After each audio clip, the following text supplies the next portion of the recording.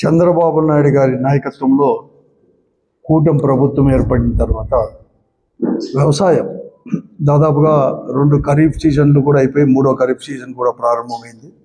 2 రబీలు కూడా అయిపోయింది. 2 సంవత్సరాల నుంచి కూడా సంక్షోభ దిశలో కూడా పయనిస్తూ ఉంది రాష్ట్రం. ప్రభుత్వం ఏమో దిక్కు మాటలు చెప్తా ఉంది, వ్యవసాయానికి అతిపెద్ద పీట వేస్తాము, అన్ని రకాల రైతులను ఆదుకుంటాము, ప్రాజెక్టులను పూర్తి చేసేదే కాకుండా వ్యవసాయానికి విత్తనం దగ్గర నుంచి ఎరువుల దగ్గర నుంచి అన్నీ కూడా మేము చేస్తాము, నష్టం వస్తే కూడా నష్టాన్ని కూడా పూర్తిస్తామని చెప్తానే ఉన్నారు. కానీ ఎక్కడ కానీ ఆ దిశలో మాత్రం పయనించలేదు, ఎక్కడ కానీ ఆదుకోలేని పరిస్థితి కూడా. ఎందుకంటే ఈ ప్రభుత్వం ఏర్పడినప్పటి నుంచి కూడా ఈ 2 సంవత్సరాల్లో కూడా అతివృష్టి, మొదటి సంవత్సరం అతివృష్టి అనావృష్టి వలన పంటలు పెద్ద ఎత్తున కూడా దెబ్బతిన్నాయి. ఆ రోజు జగన్మోహన్ రెడ్డి గారు ఇటువంటి సంక్షోభాలు వచ్చినప్పుడు వ్యవసాయంలో ఇన్సూరెన్సో ఇన్పుట్ సబ్సిడో ఎప్పటికప్పుడే ఇచ్చేవారు కూడా. కానీ వీరు మాత్రం ఇంతవరకు ఇన్సూరెన్స్ లేదు, ఇన్పుట్ సబ్సిడీ కూడా లేదు, ఎక్కడ కానీ లేకుండా కూడా పరిస్థితులు కూడా ఉన్నాయి. ఈ రెండు ఖరీఫ్లో అలాగే 2 రబీలో కూడా పెద్ద ఎత్తున నష్టం వచ్చింది. తర్వాత కరువు మండలాలుగా ప్రకటించారు. అతివృష్టి అనావృష్టిలో దెబ్బతిన్న పంటలకంతా కూడా బీమా రూపంలో కూడా ఇస్తామని చెప్పారు. గత సంవత్సరం అప్పుడు జగన్మోహన్ రెడ్డి గారు ముఖ్యమంత్రిగా ఉన్నప్పుడు ఫ్రీగా అనేది కూడా బీమా పథకం అనేది కూడా వర్తింపజేస్తూ ఉంటే ప్రీమియం రైతుల తరపున కూడా సెంట్రల్ స్టేట్తే కాకుండా ప్రీమియం రైతుల తరపున కూడా కట్టాలని చెప్పి రైతులతో కూడా కట్టించుకోవడం జరిగింది. ఇన్సూరెన్స్ ₹1 రాలేదు, ఇంతవరకు రైతులకు చెల్లించలేదు 2 సంవత్సరాలు, అన్ని ఖరీఫ్ కావచ్చు రబీ కావచ్చు.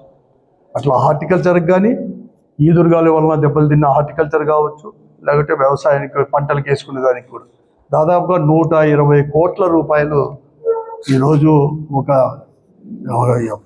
ఇన్పుట్ సబ్సిడీనే ఈరోజు ప్రభుత్వం ఇస్తామని ప్రకటించి ఈ 2 దాంట్లో మాత్రం ఇవ్వలేకుండా ₹1 కూడా చెల్లించని వైనాన్ని ఈ జిల్లాలో మనం అందరు కూడా చూస్తూనే ఉన్నాం. అలాగే ఎక్కడ కానీ బీమా మొత్తం కూడా కంపెనీల దగ్గర నుంచి కూడా రాలేదు. ఇదిగో అదిగో అని చెప్పారు కానీ ఇంతవరకు కానీ రాకోకుండా పరిస్థితి కూడా ఈరోజు ఉన్న పరిస్థితి కూడా చూస్తూనే ఉన్నాం. ఇదంతా కూడా ఇదే జగన్మోహన్ రెడ్డి గారు ముఖ్యమంత్రిగా ఉన్నప్పుడు ఈ అనంతపురం జిల్లాలోనే 1160 కోట్లు 5 సంవత్సరాల్లో కరువు అనేది కూడా లేదు. అయినా కూడా ఎక్కడెక్కడ దెబ్బతిన్నటివి కానీ కొన్ని అట్లా దాంట్లో కూడా 1160 కోట్ల రూపాయలు కూడా మన బీమా రూపంలో కూడా చెల్లించడం జరిగింది. 436 కోట్ల రూపాయలు కూడా ఇన్పుట్ సబ్సిడీ కూడా చెల్లించడం జరిగింది. కానీ ఇంతవరకు కూడా రాలేదు. పోతే పోయిన ఖరీఫ్ అన్న పోనీ రబీలు అన్న పోనీ కనీసం ఈ ఖరీఫ్లో అయినా ఈ సంవత్సరమైనా ఆదుకుంటారేమో అంటే మొట్టమొదటి నుంచి కూడా ఎలినినో ప్రభావం ఉంటుందని చెప్పేసి శాస్త్రవేత్తలు చెప్తూనే ఉన్నారు. భారతదేశం అంతా ఉన్నా కూడా దక్షిణాది రాష్ట్రాలు ఎక్కువగా ఉంటుంది ప్రభావం అని చెప్పినా కూడా ఎక్కడ కానీ ఈ ఎలినో ప్రభావం ఎలా ఎదుర్కోవాలి వస్తే అనేది కూడా ఎక్కడ కానీ ప్రభుత్వం అనేది కూడా ఆలోచన కూడా చేయకుండా వైనాన్ని కూడా మనం చూస్తూనే ఉన్నాం. ఇప్పుడు కూడా ఈ జిల్లాలోనే తీసుకోండి సాగు, ఎందుకంటే మంచి కార్తీలు అయిపోయినాయి, ఆరుద్ర కార్తీలు అయిపోయింది, ఇంకా ముంగారి కార్తీ ఇవన్నీ కూడా వచ్చేసి అది కూడా 20వ తేదీకి కూడా ఈ నెల 20వ తేదీకే అంటే ఇంకా 13 రోజుల్లో కూడా ఆ మంచి కార్తీ కూడా ముగిసే పరిస్థితి కూడా వచ్చేసింది. దాదాపుగా ఈ జిల్లాలో 8,65,000 ఎకరాలు సాగు భూమి ఉంటే ఈ జిల్లాలో ఇంతవరకు విత్తనం పడింది 1,38,000 ఎకరాల్లో దాదాపు అని నిన్ననే ప్రభుత్వమే అధికారులే ప్రకటించడం కూడా జరిగింది.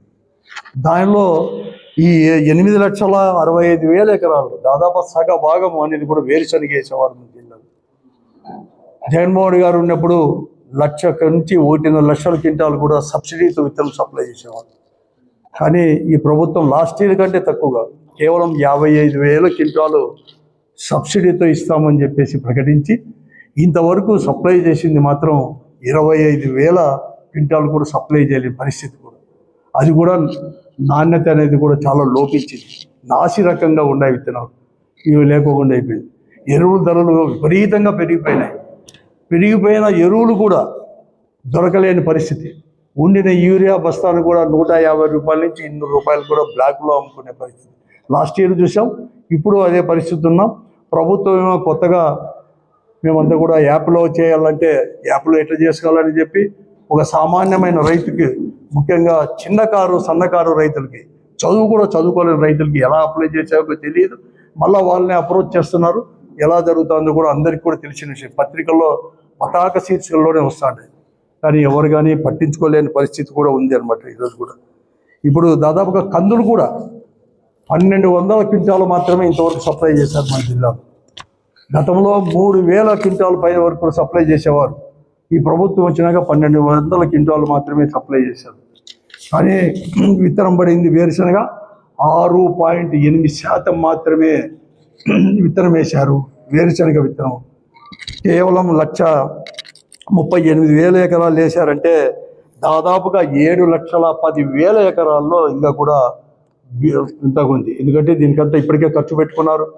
మనం అనుకోకుండా జూన్లోనే వర్షాలు రావడం, జూన్లో వర్షాలు వస్తే ఏదో ఆశాజనకంగా ఉన్నాయని చెప్పేసి సేద్యాలందరూ కూడా చేసుకొని కూడా ఉన్నారు.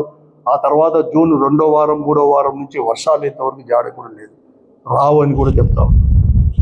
ఈ పరిస్థితి ఉన్నాయి. ఎక్కడ కానీ ఎవరు కానీ పట్టించుకోలేని వైనం కూడా ఉంది.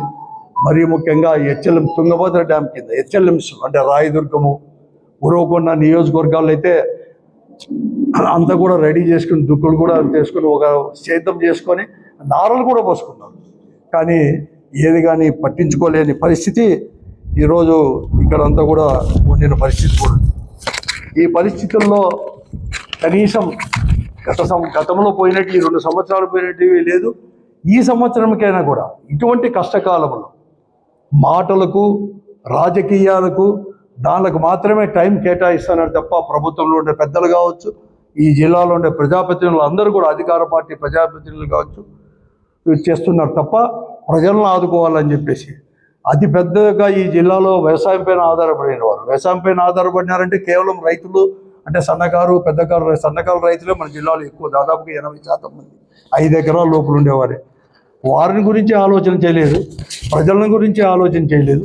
ఎక్కడ కానీ ఈరోజు అనేది లేకుండా రాజకీయాలు స్థాపిస్తున్నారు. మాటలు మాత్రం కోటలు దాటుతున్నాయి. చంద్రబాబు నాయుడు గారి దగ్గర నుంచి ఇంతవరకు కూడా కేవలం ప్రతిపక్ష పార్టీ విమర్శించడమే ఉంది. కానీ పోయిన తూరి అధికారంలో ఇప్పుడుండే ప్రధానమైన ప్రతిపక్ష పార్టీ వైఎస్ఆర్ కాంగ్రెస్ పార్టీ అధికారంలో ఉన్నప్పుడు వ్యవసాయానికి ఏం చేసింది, అంతకంటే ఎక్కువ చేస్తామన్నప్పుడు ఏం చేయాలని చెప్పి ఆలోచన లేకుండా రాజకీయాలు